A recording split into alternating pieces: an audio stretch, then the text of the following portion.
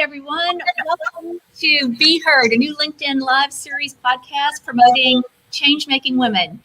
I'm Leslie Hector, managing partner of Vaco, Texas. Be Heard is a powerful platform for leaders and aspiring leaders across all industries. Today's theme is Embracing Possibilities with Joan Holman, Chief Information Officer at Clark Hill. Welcome to Be Heard, Joan. Happy to have you. Thanks, Leslie. I'm thrilled to be here today. Fantastic. I'll be asking 7 questions over the next 19 minutes to discuss your story. And the 19 minutes celebrates the 19th Amendment that gave women the right to vote. So I am thrilled to be here with Joan, and let's go ahead and get started. Today's theme is all about opening possibilities of a nonlinear path. Joan, tell us about your path and how it's shaped your career in IT.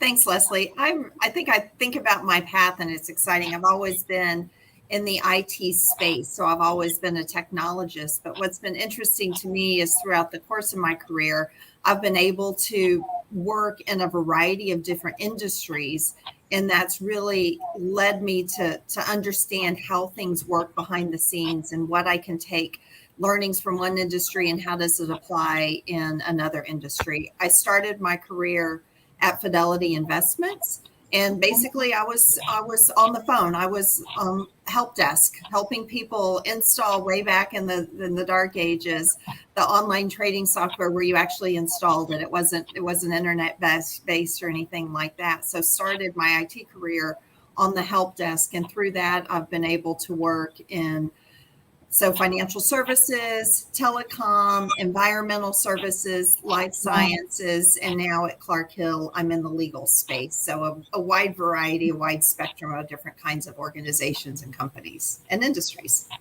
Wow, that is quite a cross-sectional of industries. Tell us about, on the surface, those seem quite different. But I know certainly in my business as well, there's certain skills that overlay and they cross over. Tell us about what you've learned from one industry to the next and the commonalities amongst those industries and how that's kind of shaped how you lead today. I think there's a lot, I believe, that you can take between industries. Of course, each industry, each organization has things that are very specific and unique to them and differentiating for them. But I think some of the commonalities that you can really structure across really go to approach and mindset, right? How do you approach it? How do you learn the business and understand how this business is unique so that you can bring learnings from different organizations or different industries and apply it? So how do you make those translations? So if you think about understanding business process, understanding how organizations function and how organizations make money and meet their goals and obligations and commitments and fulfill their missions, and really can dive into that, I think it sets the groundwork to allow you to say, okay, how can we use technology to help? Because there's aspects of technology that translate, right? Sure. We've got data networks and it's here, right? I don't know that any of us can survive these days without email and things like that go, right? You've got to have financial systems so that you can financially manage the organization. So I think those kinds of things are very translatable, but where it gets fun is, okay, how can we understand the business processes? How do we understand how the organization works? And then bring that learning and we've done this before. How can we apply it here to really make it effective and help the organization succeed? Absolutely. Do you find that there's when you're working with stakeholders in the organization from one industry to the next, is there a core group of stakeholders that you lean on industry to industry to really move the organization forward? I think you do in each organization. I think you have to find kind of who that core group is, and it may not be necessarily based on a hierarchical structure. Mm-hmm. It could be, right, who are the key influencers or people that really have some of the background in history, who's driving change within the organization. If the business strategy shifting or the business is changing, understanding how that drive is happening so you can engage there. I think is really important. Quite honestly, all these organizations are financial, so you need to understand how the finances of the company work. So having people that you work with in finance is important, but it goes across the board, right? Mhm. You need your partners on the human resources side, so you can make sure you've got the right talent in the right places at the Yep. right levels to achieve your goals, right? What's happening from a sales and marketing business development perspective Huge. is critical these Yep. days. You can't forget about delivery, right? So the operational aspects, how are you delivering on that?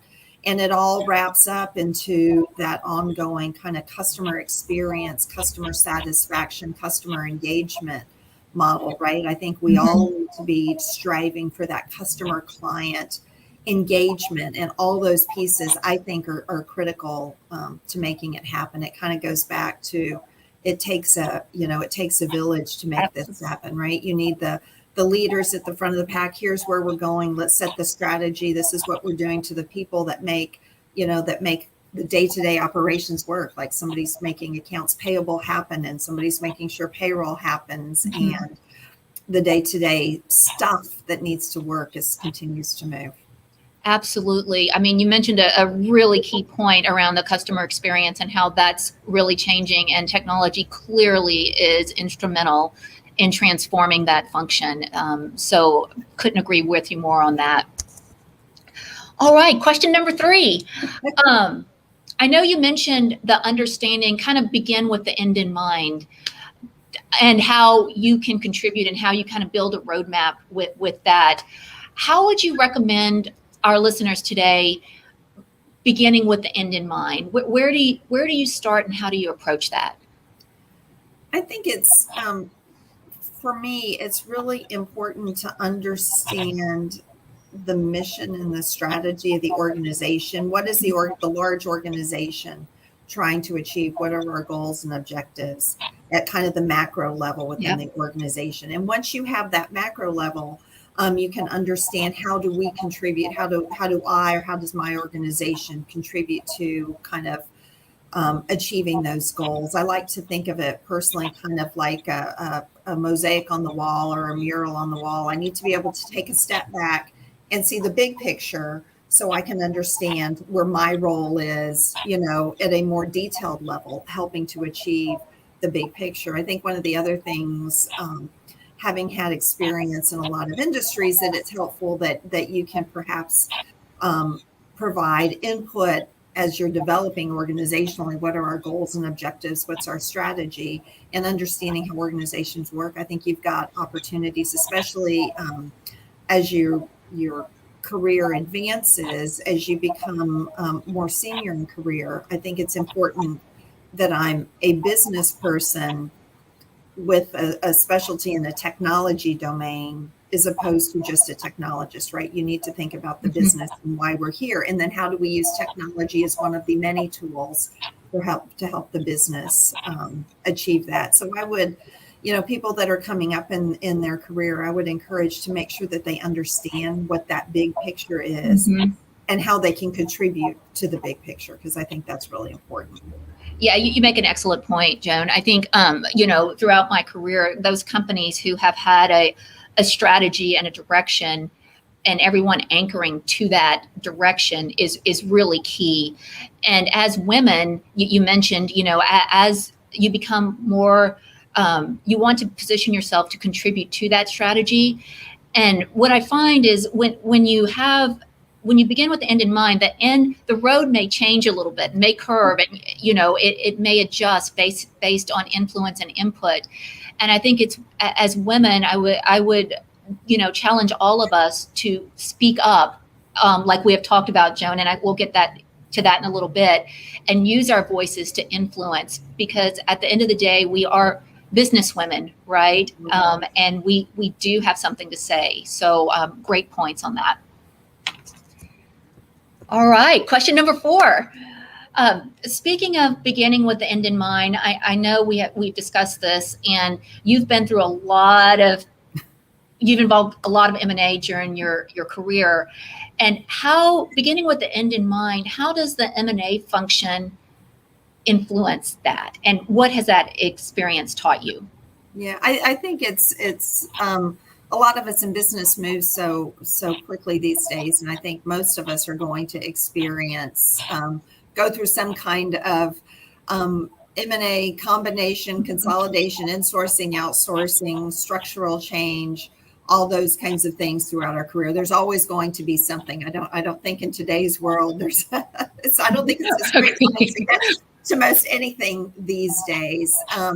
And those times are hard and challenging. They can be energizing, but they can also be personally challenging. Sure. People do, right? We all do, right? We worry about our jobs and our families.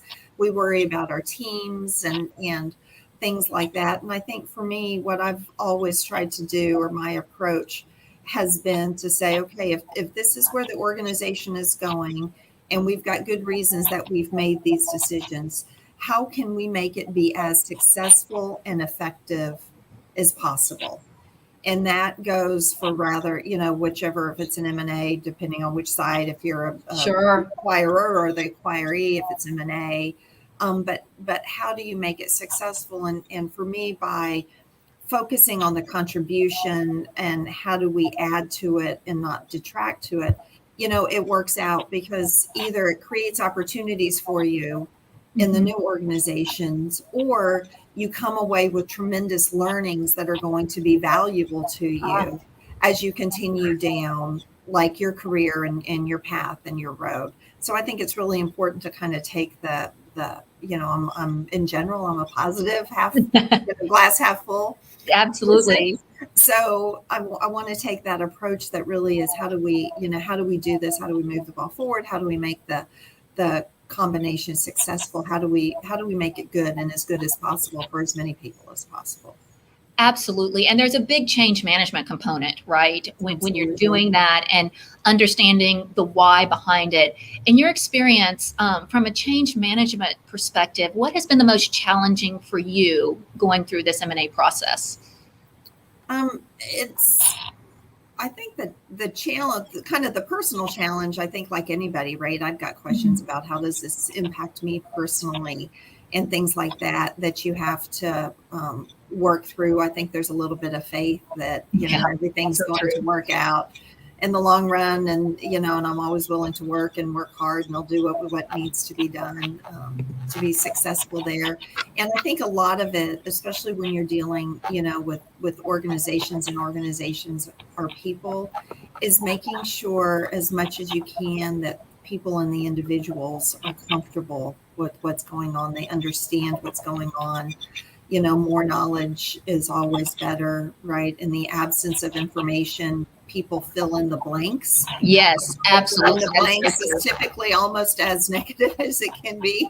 Exactly. So the more information you can share, I think the more it helps people to understand the situation, so they can make, really good decisions and things like that. So I think you need to be intentional around the people too. And it can't just happen. You just have to, we need to think about that as we go through these kinds of shifts and changes. And how do we make sure our people are okay? Because vast majority of time, that's why we're doing this kind of work, is because, it's the people. Exactly. And I love the word intentionality. That I think is absolutely key. I know we're bumping. It's so fun talking to you. We're just bumping up against. I have a few more questions to ask. So we had talked about this in prepping for this. In your nonlinear career, given the opportunity to embrace possibilities, how did you approach raising your hand and using your voice and being heard as the possibilities and opportunities came? Yeah. I think it takes some work to get there sometimes. And it's, I think, a very personal item. You have to be confident in yourself. I think you also have to be confident when you don't know something. We so often, there'll be something, I don't understand what that word is, or I don't understand what they're talking about, or what is this? Did I miss a meeting? And every once in a while, you just need to be able to raise your hand and say, hey, I'm not up to speed on this one. What is that? So you've got the information, and we have to work with ourselves to get over the barriers to doing that. And that's typically self-imposed. to do it. And then I think, especially as women, there's things that we need to think about on how we present ourselves. Yep. I found that with myself, right? I'm speaking personal experience. Sometimes you need to consider which words you use and how how you actually say it. So it's a statement and not a question. Right. So, I know what we're going to do next. So what's is different than, so what's the next step? And you have to think about those things, and I think be thoughtful about it as you go through, life and meetings and work and those kinds of things, because people pick up clues, explicit or implicit, and it's not just from the words we say, but it's how we say the words, body language, all that comes into play. So it's being thoughtful, and perhaps we can use that word intentional again about how we do it.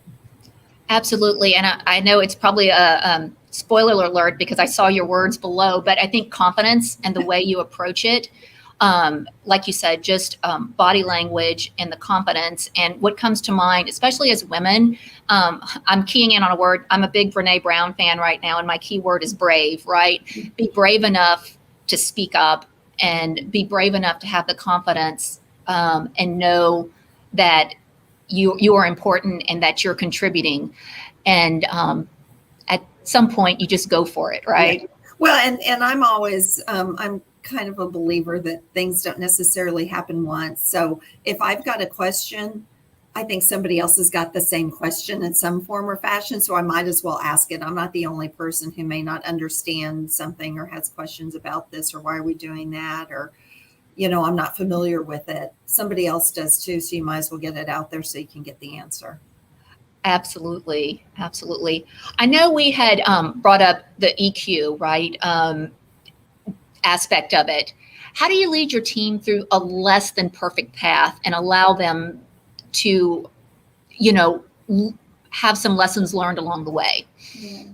And I think I think it's there. I do think it's appreciating it as lessons learned, right? Mm-hmm. None of us are perfect. Right. I have goals, right? I want our systems to be up 100% of the time. I want people to be able to access to work remotely all the time, right? That should always be our goal.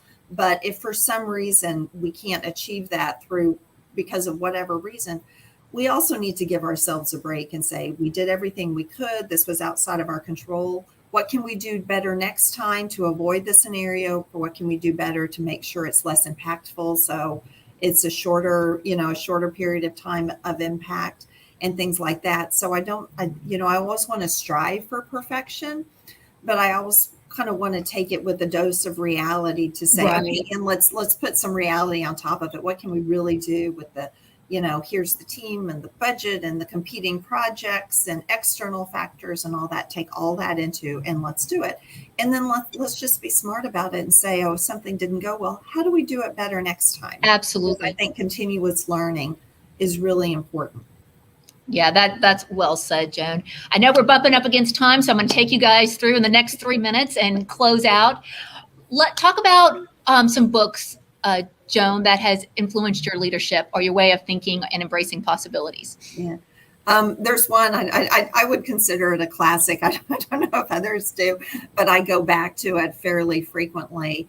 And that's 5 Dysfunctions of a Team. I reread that book probably once a year. For me, it's a quick read. I should probably have it memorized by now, but it's great about like, how do you put things together and who is your team and how do you bring things together and prioritize and focus and things like that. I think that is a great one. In my world, it's a classic. It stays on my. I actually think I have that one as a true book too. Yes, I do too. It's paper form. It's easy reach. I also enjoy Grit by Angela Duckworth, right? Perseverance and focus and attention. And then one that I'm working through now is Getting to Nimble by Peter High, and it's talking about organization, especially with the pandemic and the speed of business and things like that, organizational change and your ability to react to the organization and shift, and how are you adaptable and how can we, kind of keep those things that are critical in the technology space, right? How do we keep those things in place that we really have to have because they form our underlying structure and foundation, but how do we create and position ourselves that we can react quickly to shifting business needs and requirements so that we can be competitive for the organization? Wow, how relevant in today's environment. I'll have to check that one out. I've certainly grit and 5 dysfunctions are high on my list as well. So as we close out, what's your favorite word and why? That's a hard one. I saw it. I couldn't come up with just one word. A few of them, I think we've talked about earlier. Confidence is definitely one. We've got to have confidence. You got to have confidence in yourself. You've worked for it. You've earned for it. Yep. You put in the blood, sweat, and tears to get here. Be proud of yourself and embrace it. Opportunity. So continue to look for opportunity. Sometimes when it's like somebody will approach you, it's like, that's kind of interesting. I don't know if I've got the skills to do it or not. Sometimes you need to take the jump for the opportunity. And I'm a big believer in continuous learning, right? Whether that's structured classes, whether it's having conversations with people and leaning on their experience to pick up learning, whether it's having conversations like this where it spurs your thought and your personal growth. I think ongoing learning is critical for us all. Absolutely. Love them all. Joan, thank you so much for sharing your story and your experience and your perspective about embracing possibilities. And thanks everyone who tuned in today. Really appreciate you being here. Tune in for our next Be Heard conversation. Same time, August 17th with Kelly Garrison, Associate Chief Information Officer at Medical University in South Carolina. Have a great day, everybody. We'll talk next time. Thanks, Leslie. Bye.